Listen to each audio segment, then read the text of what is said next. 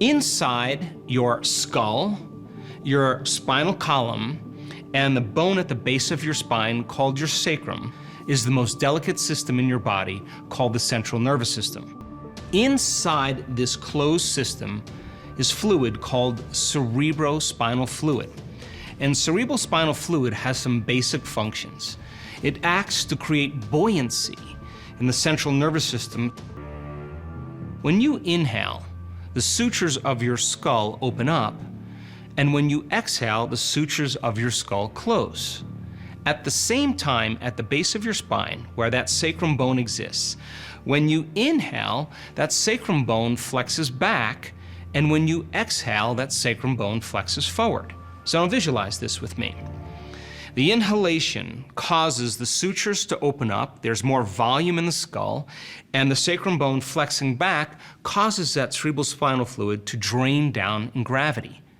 When you exhale and the sacrum bone flexes forward and the system closes down and those sutures close, it begins to propagate a wave to move the cerebrospinal fluid up against gravity.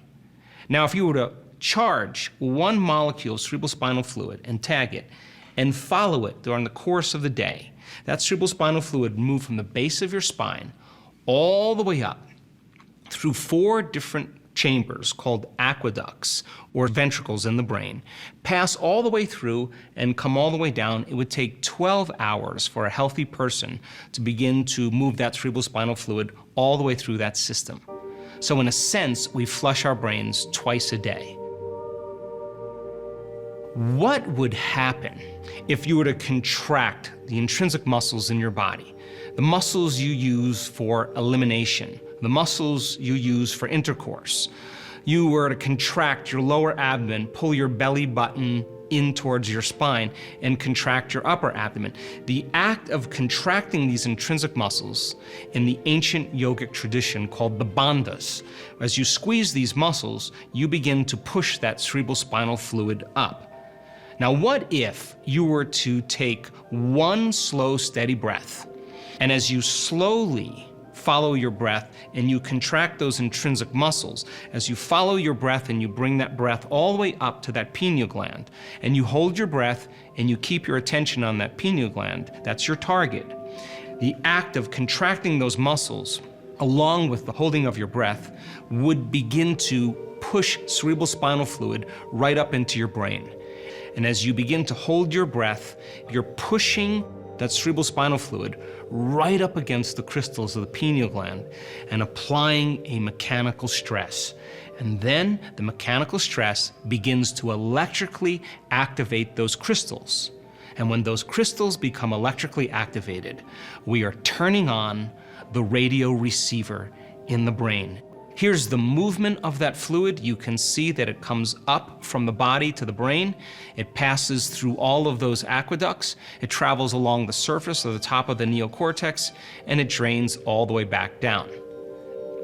So then, when you inhale and take a slow, steady breath and coordinate that breath with the contraction of muscles, what you're doing now is you're delivering energy into the brain by electrically activating it. We know that by the time we're 35 years old, most of our energy is stored in the body subconsciously, and 5% is stored in the brain and the mind. Why? Because if you're thinking certain thoughts that are producing certain chemicals that make you feel a certain way, and those thoughts are connected to anger or aggression or fear or guilt or suffering or shame, you're taking thought and beginning to store it as energy by feeling the same emotion in these lower centers of the body.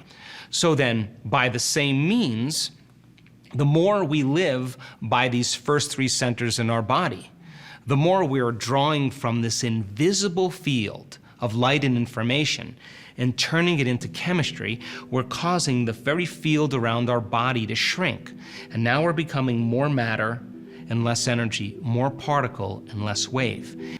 So then there's gotta be a way to pull the mind out of the body and to deliver that energy right back in the brain. And take all the energy that you use for making a baby, all the energy that you use to digest a meal, all the energy that you use to react to someone or something, and instead of releasing it out, we want to draw it up into the brain. So then the breath is the way that we deliver energy back to the brain. Cerebrospinal fluid is made of proteins and salts in solution. And if you take proteins and salts and you drop them in solution, they develop a charge, either a positive charge or a negative charge. They gain or lose electrons. So now, when you do this breath and you begin to inhale and you squeeze those muscles, the act of squeezing those muscles and breathing and coordinating that act begins to move that cerebrospinal fluid towards your brain. Well, if you take a charged molecule and you accelerate it, you are going to produce an external field called an inductance field. If you move several charged molecules, you'll create a bigger inductance field. And once you begin to move energy like that, just like a magnet, you begin to produce what's called a torus field. And many things in nature, from the shape of an apple to a universe to an egg, resemble this torus field. Most people have most of their energy stored in their first three centers. And just like drawing fluid up a straw, we are pulling that energy with one slow, steady breath through our nose in the attempt to deliver that energy right up to the pineal gland.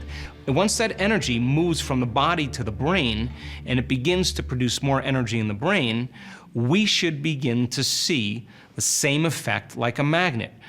And it's the intrinsic breath, the contraction of those muscles, along with the slow, steady breath and having our attention on the target, that once that energy begins to move, something amazing happens. There is an activation of the sympathetic nervous system. And when the sympathetic nervous system is activated, now it's taking all that energy that's normally stored in those first three centers, the energy that it takes to make a baby, the energy to digest a meal, the energy to run from a predator or to react to someone or something. And now that energy is traveling up to the brain and the sympathetic nervous system switches on. And once it's switched on, there's an arousal that takes place. And that energy moves right up to the brain, and once it reaches the brain, it begins to produce an external electromagnetic field. The energy at the base of the spine is a lot slower. As it moves up, the energy gets faster, and once that energy moves from the base of the spine all the way up to the brain, just like a magnet, we are going to begin to produce an ambient electromagnetic field. The pineal gland has tiny little cilia, hair-like extensions all around it. When you hold your breath and you finally let your breath out and you allow that cerebrospinal fluid to accelerate, the acceleration of that cerebrospinal fluid begins to stimulate and tickle those little cilia. And as it begins to become stimulated, the pineal gland begins to release very sacred chemicals.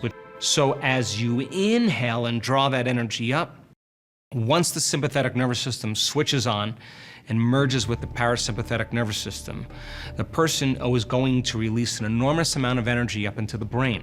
Now, there's a gate at the brainstem called the thalamic gate, and that gate typically is closed, and it participates with a system called the reticular activating system, or the RAS. Now, when the arousal of the sympathetic nervous system happens this way, once that energy moves up and that gate opens up, it moves right up into the brain, and now the brain goes into a superconscious or super aware state, and the brainwave patterns that are created are called gamma brainwave patterns, and gamma brainwave patterns are associated with superconsciousness or super awareness.